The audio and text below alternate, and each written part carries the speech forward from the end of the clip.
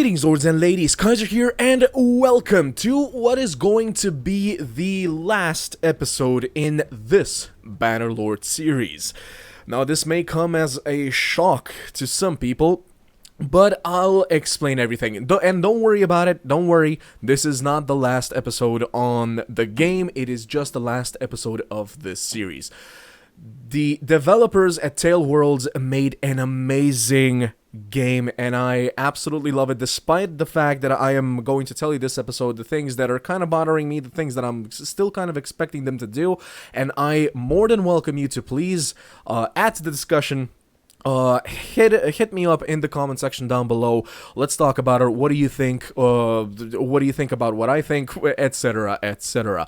I am definitely going to keep playing this game for years and years and years to come, and I can't wait to actually get myself possibly a better computer as well, so that the game will be able to run perfectly at higher graphics as well. Once again, I would like to apologize for the sometimes laggy sieges, especially that one night siege we did like 2 episodes ago or something like that. So for everybody, we will of course be playing over here. Lavenia, is under siege, so we will go and try to save that. In the meantime, I will explain a few things. So we started this series up when the game was out for 1 day. Literally, we started what Pethos joined Vlandians. Lovely, another lord joined them. What is joined? Hongeras joined Vlandians. Everybody's joining the Vlandians. I have no idea what's going on right now. Oh well. So yeah, wait, did he? Oh wait, he broke.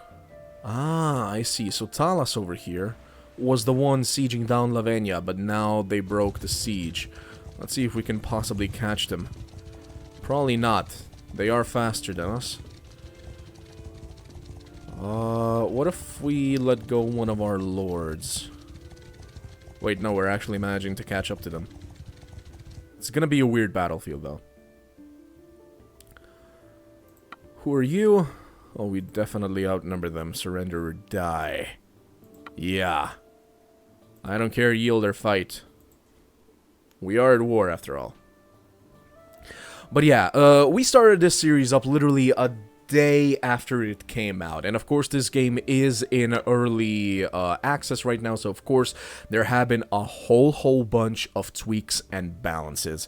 And simply, it's gotten to the point where I think this series has met its goal. The goal of the series was, of course, to introduce us to the game, see what the possibilities in the game are, etc, etc. Like, what is it like to be a normal guy just walking about? What is it like to have enterprises?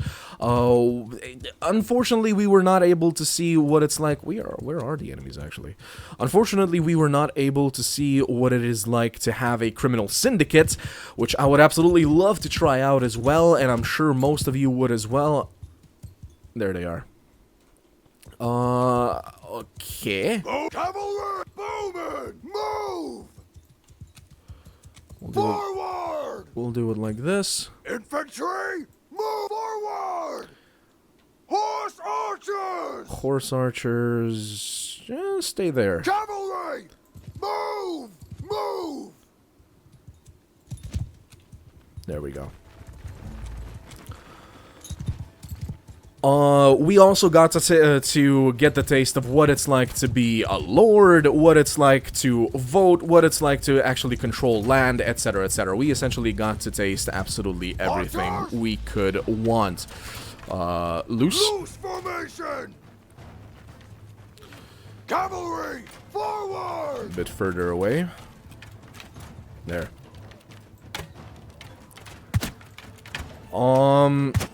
But yeah, a few quite significant tweaks actually came out in the last patch. So this episode is being played on the 1.3 patch. Close in! Don't give him hell! Push on! Forward! Move! We're actually beating them pretty easily, interestingly enough. Cavalry, kill them all! Charge at those guys, please.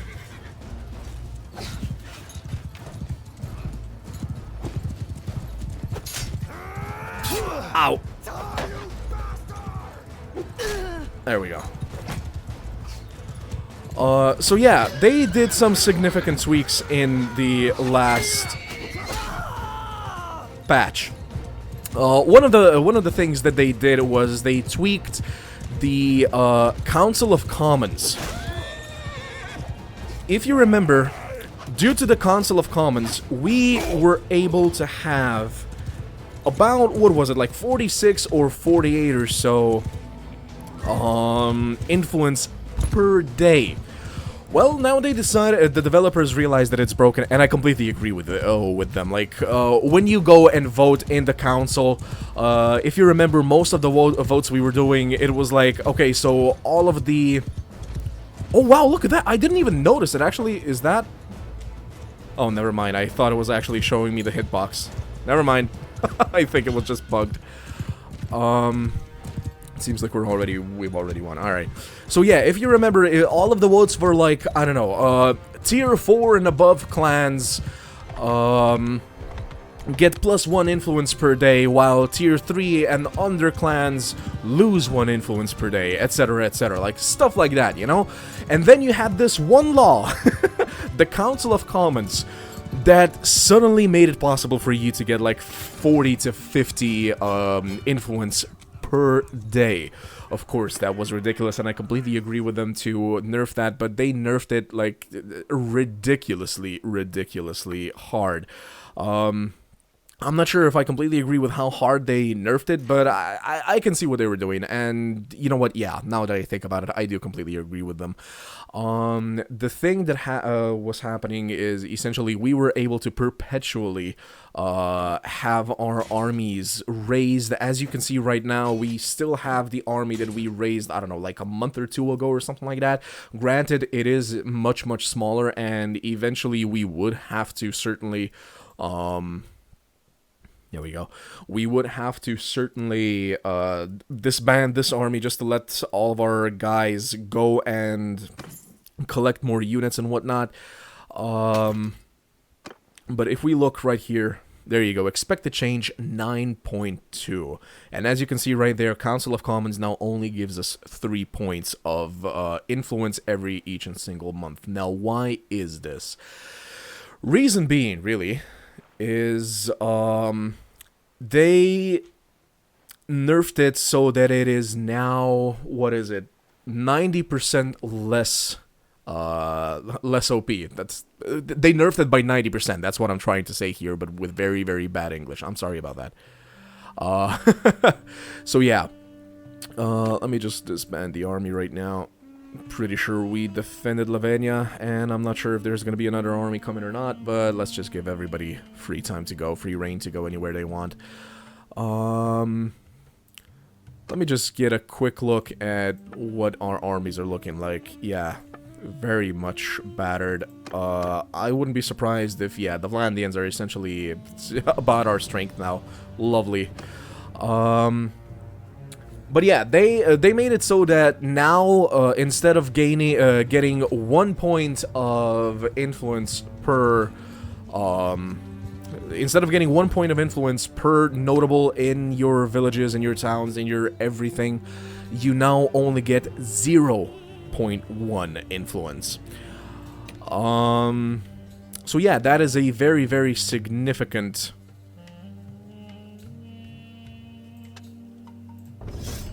That is definitely a very significant change. They're actually finding those. Interesting. Another thing they did was they what is going on? Why is everybody joining everyone except for us? Like, nobody is joining the Kuzaites. That makes me sad.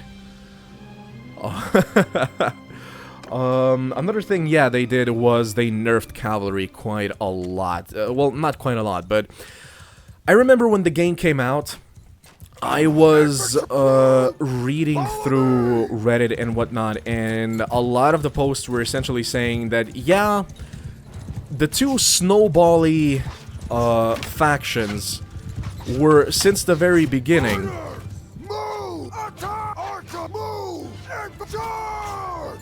the Khuzaites and the Vlandians. And it just so happened, of course, that both the Khuzaites and the Vlandians are cavalry-heavy factions. The Khuzaites essentially, of course, being like the Mongol faction of this game, where almost all of their high tier units are cavalry units, be it mounted archers or simple cavalry units or anything like that. Yeah. Then, of course, the Vlandians are the typical, like, English-French, well, not English-French, but, like, typical European medieval kingdom with knights, with light cavalry, with heavy cavalry, and the developers realized that, yeah, maybe the cavalry is a little bit too strong, and what they did was they essentially nerfed the auto-calculation advantage that the cavalry units had. The cavalry units in the auto-calculations had a 30% advantage. Now they nerfed that to be not 30%, but 20%. Now, somebody correct me if I'm wrong in this, if I understand this wrongly, but it is to my understanding that auto-calculated battles are essentially each and single battle that you, yourself, are not a part of. Somebody's attacking my stuff. Alright. So yeah, that basically explains why the Khuzaites and Vlandians were able to snowball. The Khuzaites at first, especially. Now, the thing that stopped the Khuzaites from snowballing even harder in our own playthrough, of course, was. Cavalry archers, forward! Move! Why are they going forward? All right. Was of course the fact that they made it so that if our army was defeated, or rather not, sorry, what am I saying?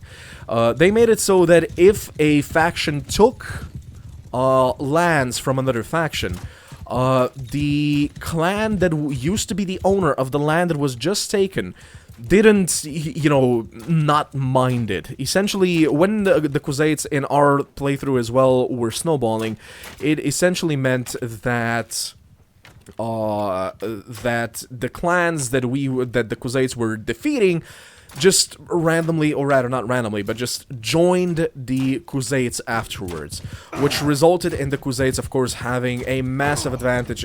Good God, that guy just does not have luck with horses.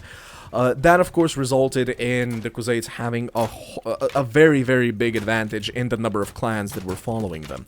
While they nerfed that and made it so that when a faction, or rather kingdom, takes land away from Charge! And attack! that when a faction takes lands from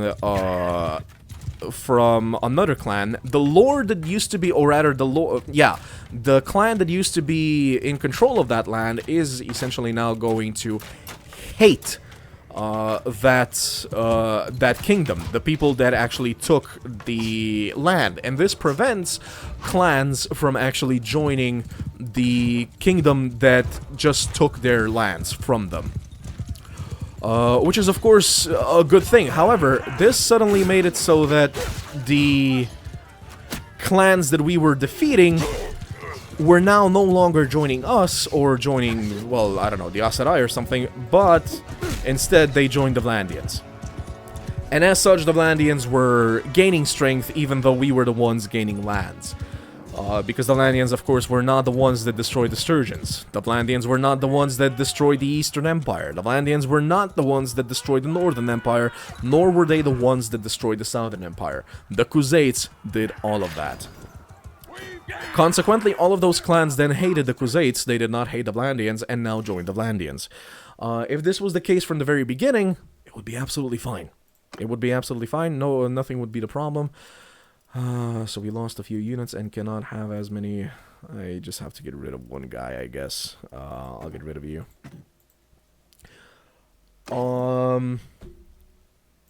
So yeah, that made it a little bit worse for the Crusades in relation to the Vlandians. Also, I think that the developers should consider adding another relation penalty, or rather not a relation penalty, but make it so that the AI actually takes into consideration some relations. For instance, I am, by that I am talking about the fact that the clan that we managed to persuade to join the Crusades, if you remember, like last episode or a couple of episodes ago, they just randomly rejoined the Vlandians. Demai or something like that. I can't remember what the clan was, but it was one of the people that we managed to get very lucky with. We managed to get a critical success with, and then we had to pay almost 200,000 gold. I think we paid them 197,000 or something like that to join the Crusades. And yet, a little bit, I doubt it was even a year in game, but the clan suddenly rejoined the Vlandians, and the Vlandians apparently accepted them with open arms. You know, I think that the AI should actually take that into consideration as well. Don't just take each and single clan under your wing if you don't get along with them. And you would think that after the clan, like, I'm just gonna keep calling them the May. I don't think that's actually what they were called, but I'm just gonna keep calling them that now. After the May, the May clan betrayed them, you would expect them to be very, very angry at them, not just you know, accept them back with open arms. That's another thing that should probably change. I have no idea what all of the messages about all of these people joining the Vlandians, joining the Aserai, etc. are. I'm a little bit confused as to what's going on there.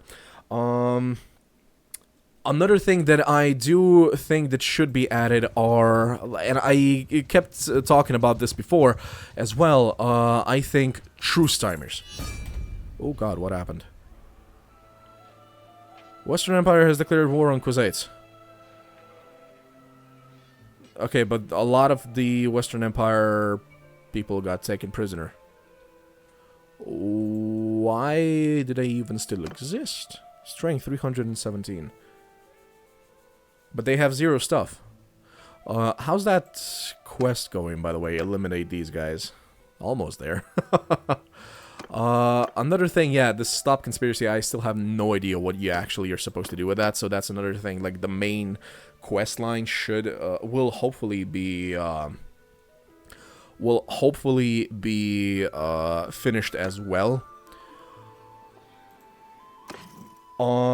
But yeah, truce timers that I was talking about, like, I talked about this previously. Like, each and single one of the, Paradox games, or even Tailwords games, for instance, like in CK2, you have a 10-year truce with the character, not like the land or anything, but with the character that you sign peace with. That essentially makes it possible for you to not snowball too hard without penalties. You know, if you break a truce in CK2, and I know, this is Mountain Blade, this is Tailworlds, this is not Paradox, but I'm just giving an example here. Like, if you break a truce in, a lot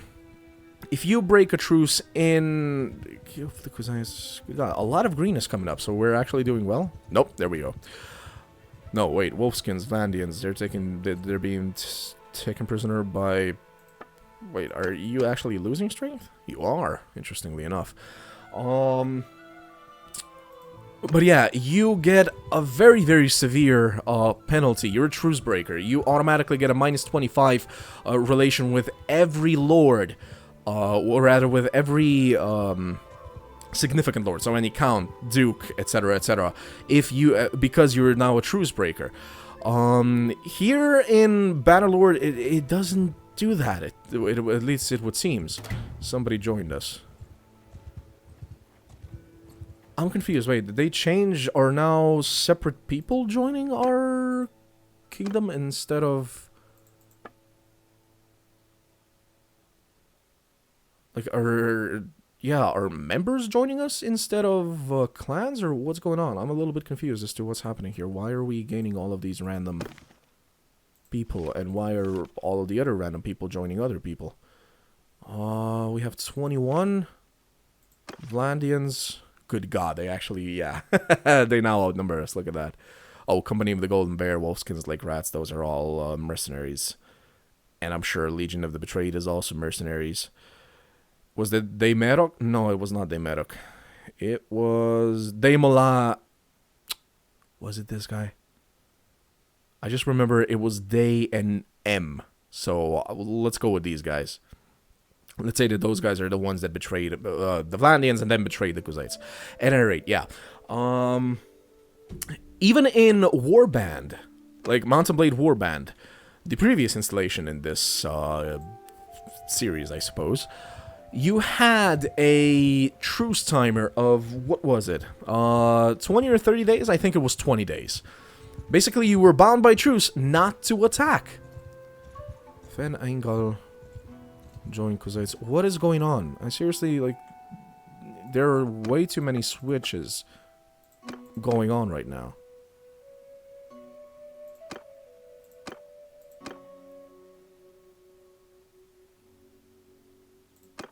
Huh. I don't know, we'll see. But yeah, here in Bannerlord, you guys remember, like, the Vlandians signed peace with us, and within less than a week, they... Oh, excellent, look at that, lovely. And within less than a week, they redeclared war on us. You know, that's... And it was without any sort of... penalties or anything, at least not that I would know of. Wait, can we actually... Are we gonna be able to catch these guys and just finish this? I have no idea why these guys are still even riding around here.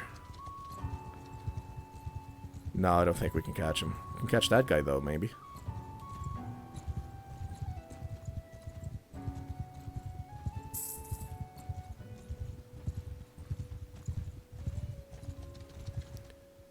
Elekis joined us. Interesting. But yeah, that's another thing that would probably prevent kingdoms from snowballing as hard as well. Like, if you actually made them keep peace for a set amount of time. Otherwise, this game is just way, way, way too fast-paced. If you ask me, this is just my opinion. And like I said, I am inviting all of you to tell me what you guys think in the comment section down below. Like I said, Crime Syndicate is also something I would love to try, and I am hoping they quickly make it available in the actual gameplay.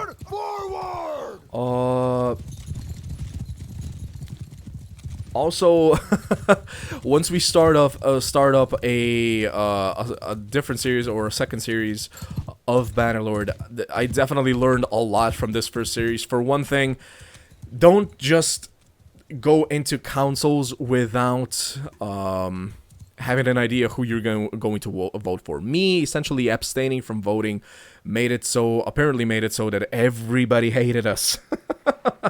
So yeah, that's definitely not good. We might have actually gotten more lands from our king, or rather Khan, had we kept good relations with him, but for whatever reason we managed to get ourselves to like -40 with him or something like that.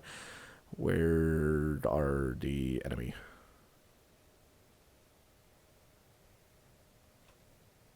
Huh. Everyone, follow me!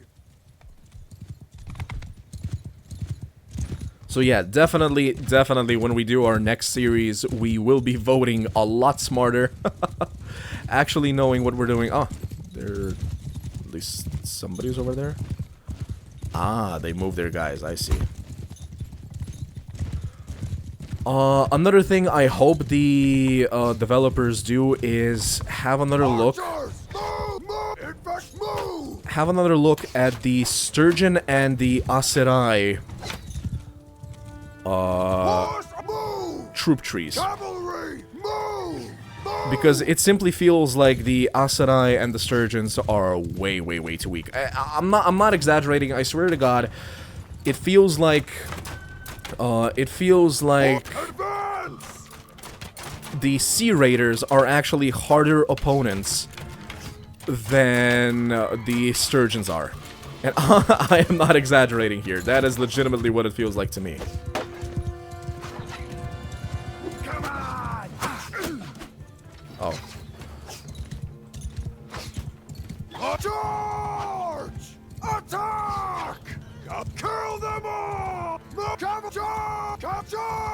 Why is everything... Horsemen, give them hell! Everything is horse archers. What? Strange. But yeah, those are all of the points that I wanted to talk about.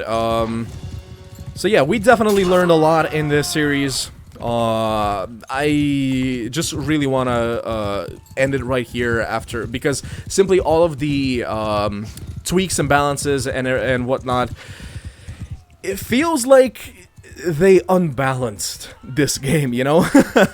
At first, we were going to be joining the Battanians while the powers were still, you know, equally strong.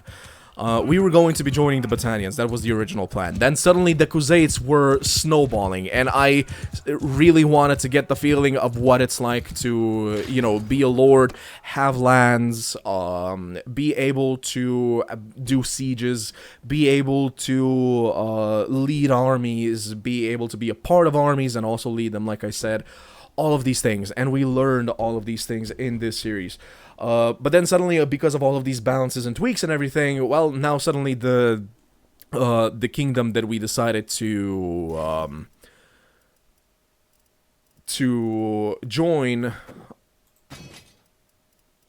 is getting battered. And I just think that due to all of these tweaks and balances, I would rather just start up a second series once a few more tweaks and balances come in, possibly like a few more patches.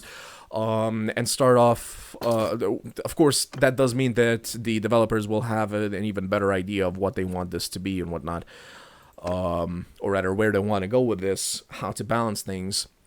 And so I think that starting off another series later is certainly going to be, not more beneficial, but definitely more fun. I don't know. What do you guys think? Am I being too optimistic in thinking that the developers are actually going to manage to balance things out enough that kingdoms are not going to be snowballing, that kingdoms are actually going to be relatively equally strong, and the game maybe isn't as fast-paced? Because like I keep saying, I also love the fact that you have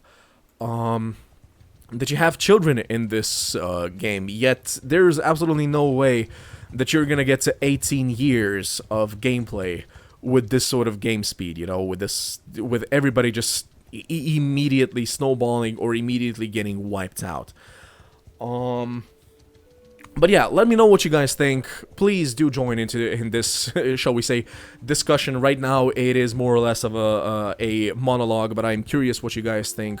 Also, what you guys think. When should we start another series? Should we wait for just, I don't know, like a couple more patches? Should we immediately start a new series? Should we, perhaps, I don't know, wait for the actual game to come out? That's probably gonna take way, way, way too long. I love this game too much to leave it alone for that long. But tell me what you guys think.